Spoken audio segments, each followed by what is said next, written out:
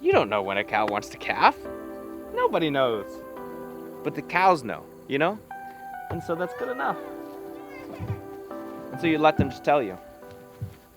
We just have to be able to listen. So we're with our cattle now.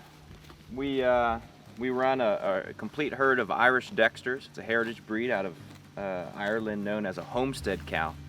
We always say they have the best meat in the world because they've never been bred for meat production. Nature knows best. Our practices are really based in a deep philosophy of regeneration of the natural world. We move our cattle, and that way we rotate them, but we don't focus on any virtues, or we don't find any virtues in actual rotational grazing. Rather, our mission is to get the cows and all of our animals in the right place with the right behavior for the right amount of time and in the right sequence of multi-species grazing. And so with that more holistic view of the pastured ecosystem, especially using ruminants to impact the pastured ecosystem or grassland ecosystem, if you will, we're able to build soil, impact, and manage diversity of pastured species. We're able to sequester carbon and produce some amazing beef in the process. Some independent studies have recently proven that holistically managed ruminants in grassland ecosystems can sequester around 3 times more carbon than we can emit.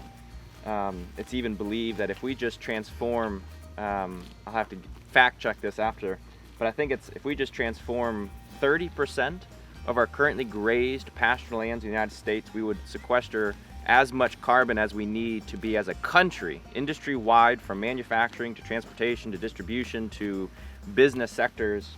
We would be able to sequester more carbon than we emit. So we're standing in a true system that can really build a future that we can all live in this year and for many years to come. So our practices, if we do have practices, are based in this holistic management, which focuses on getting fresh forage into the animal and nutrient-rich and biologically active forage out of the animal, right, in the manure. And this is done by actively moving the animals from pasture to pasture, paddock to paddock, really, I should say. And that's a practice that we do at least once a day. Sometimes we move them multiple times a day if the ecosystem demands it, depending on where they're foraging, where they're grazing in that particular pasture, right? Depends on how often we move them. Talk a lot about the actual philosophy of holistic grazing systems. Really, it's all founded in rest, getting that proper recovery period from the grass so that when we graze the grass, right, we're allowing the roots to die off to add organic matter into the soil, which is the sequestering of the carbon process. And we're allowing it to regrow fully. And so that rest period is absolutely critical for the health of the pasture, but also the health of the forage for the cows to once again come back and graze some days later. So our pastures receive in the spring 30 to 60 days worth of recovery time, meaning we graze, we get off, we don't touch it, we don't drive on it, we don't do anything to the pasture for that period of time, 30 to 60 days. At this season, towards the end of the growing season, September, October, this pasture is getting about 90 plus days, 90 to 120 days of recovery time at least, so that we can allow a true diversity of warm season, cool season, grasses, forbs, shrubs, sedges, and even wildflowers to really come in and occupy the ecosystem so we can actually have abundance. Kind of by the roadside here, we got some logging trucks going by that reminds us of a lack of diversity in our agriculture environment today. But here what we're trying to do is foster a completely rich diversity. I mean, these are warm season grasses. We have woody shrubs coming up in the understory. This is crownbeard. Crownbeard is a native wildflower. It's a perennial. It's an absolutely beautiful plant for pollinators and insects in the fall. Even some bird species really thrive due to the insect balance of this flower. If you zoom in, there's a really cool grasshopper just sitting here.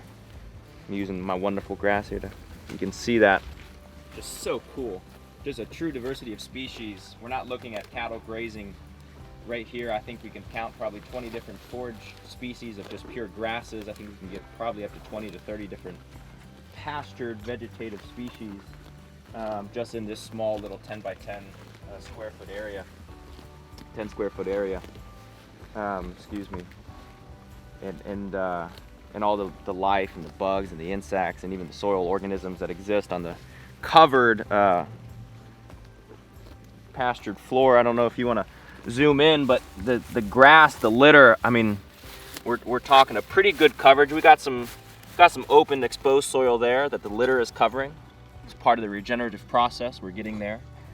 But you can see a true layering of species. That's the diversity we're talking about, from grasses and forbs, clovers on the floor of the pasture, all the way up to the seed heads and wildflowers at the top of it.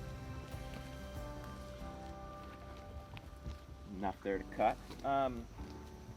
In terms of actual animals, these cattle are Irish Dexters. I mentioned that in the very beginning. Their purpose is manyfold. In taste tests worldwide, their beef is known as either the best or the second best tasting beef known to man. Again, they're not bred for meat production, therefore they have the best meat to offer. That's an easy way of understanding that. But they're also a miniature cow, meaning that at full size, a lot of these are yearling heifers and some bull calves in the foreground here. Some of the more mature cows are back there, but at full size, they're about 2/3 the size of your regular Angus cow. And so they'll weigh out at 600 to 800 pounds instead of 1,000 to 1,200 pounds. And so they're a much smaller breed, and therefore their impact is able to be really well managed by the farmers, us cowboys, if you will. We're able to really densely stock them or lightly stock them depending on what we need in the pastured ecosystem, if we need heavy impact or light impact. But they're also a lot safer. I mean, we don't have massive bulls that threaten all farm hands. I mean, our bulls are lovely. We cuddle with them, and they have wonderful temperaments. There's a lot of things wonderfully, there's a lot of things that you can say about the temperament and health of these cows.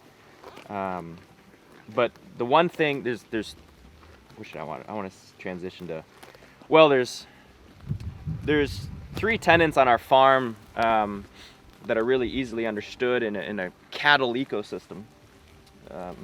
The first of which is we don't castrate any of our animals, and so we keep all of their hormones intact. So when a bull calf is born, it remains a bull, fully intact, reproductive male, all the way until it's either processed or sold as breeding stock. This also it's quite exemplary of a tenet for us, because we raise our animals not for 12 to 18 months like your typical commercial Angus cow. We raise them for 3 years. And so every single cow here exists in a complete hormone intact ecosystem for 3 years before they're processed. And so the beef is amazing.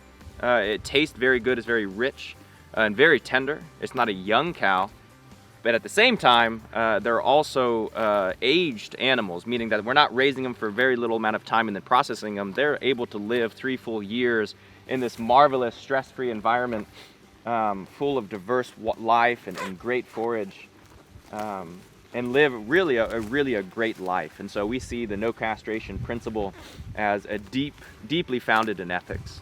The other 2 tenets, which I'll move decently quick through, is the other one: we don't wean any of our animals. And so any child calf, really, born on the farm stays with its mom forever, for the lifetime of that mom or that animal, or that calf. And so we're building a family unit, right, that really isn't replicable in a farmed ecosystem that I've seen.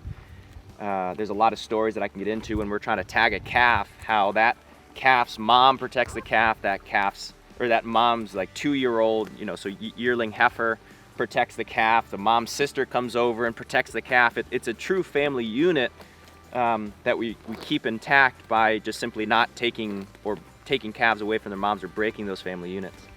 It's a really interesting abundance that emerges from that tenet. We always say in regenerative agriculture, rotational grazing systems, folks always talk about creating the herd effect, getting that herd effect in the farmed landscape that existed in the wild, herds of bison and other things before Europeans entered this continent. But we always say the best way to create a herd effect is actually to have a herd, meaning that it's a herd, a family unit that all works together for some end, which is the regeneration of its own system and the system that it surrounds. This is one of our, this steer, we call them steers, males that are used for meat purposes. This is one of the generally finished steers, and so that's the size of your finished Dexter. He's a little bit on the small end. Some Dexters are shorter, some are taller. He kind of exists in the middle, but that's a good example of one. The last tenet is we don't separate any of our animals. Kind of leads from tenet number 2, but what it really means is all males and all females, all children, all elders, all teens, all tweens, everybody exists in one herd. It goes back to if you want to create a herd, a family unit. And so if you pan over there, you see that these are 2 bulls. They're 2 males. Lear, the curly-headed one, little horns, that's our main bull. He exists in the herd at all times. All of our cows exist in this herd as well, and so what we're trying to do out of these 3 tenets, not just to create a very ethical, a very natural ecosystem, but we're trying to rewild these animals. We're trying to take their instincts that exist deep within them as true bovine, right, and to pull those instincts back out for the health of the land, for the health of the farm, for the health of our community, but also the health of the animals. And so we don't castrate, we don't wean, and we don't separate. It's always one herd, and that herd has all of its hormones intact. That's another way of saying that.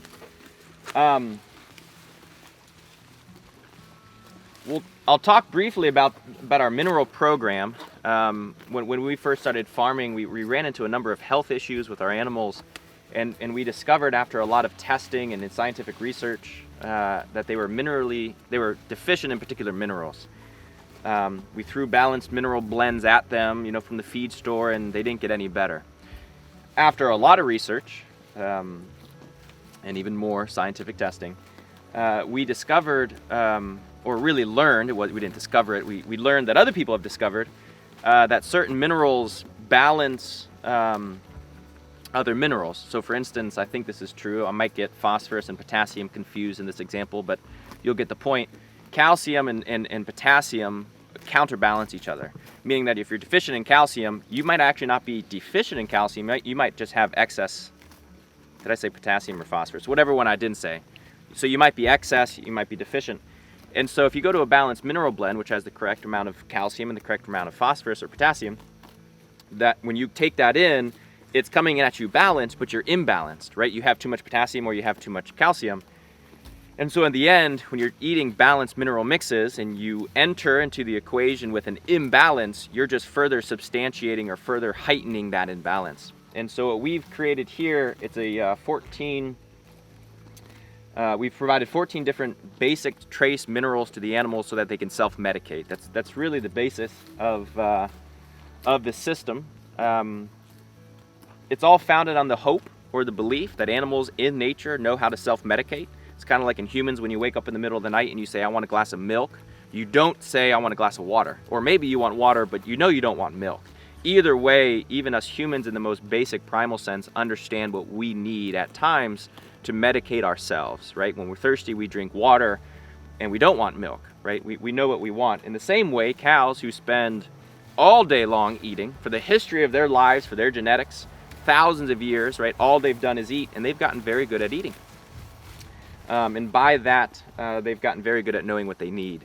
And so by providing these different minerals, if this pasture today is deficient in calcium, they can go and they can take calcium. It's as simple as that.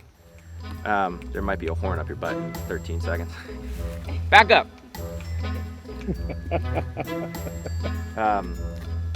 While we're laughing about that, we run horn cattle for 2 reasons. One of which is there's good research to indicate that heat is released from the horns, and so they're able to cool their body down a lot faster. But also 2, in a very wild environment, there's black bear. We saw a black bear just in these woods, just past these woods yesterday I think.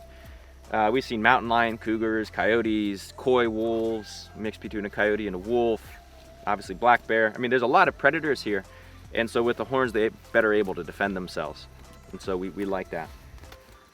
going back to the minerals, what I was saying was if they're in this paddock and they're eating forage deficient in calcium, or forage grown in calcium deficient soils, that's more scientifically accurate, that they then realize their calcium deficiency, they take their calcium, and then they become calcium balanced. Their minerals are now balanced, and maybe there's other minerals that they need to take.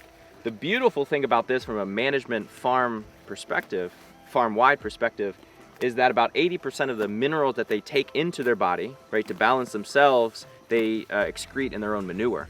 And so if this soil is deficient in calcium, the cows take the calcium, they digest the calcium, and then they poop out the calcium. And so this is like an immediate feedback loop, right, a leading indicating feedback loop of a remineralization of the pastured ecosystem. We're able to do a soil test. We're able to go buy those minerals, and they were able to distribute the minerals back into the soil surface all in a day, and we didn't do anything. We just brought the minerals out and the cows did the rest.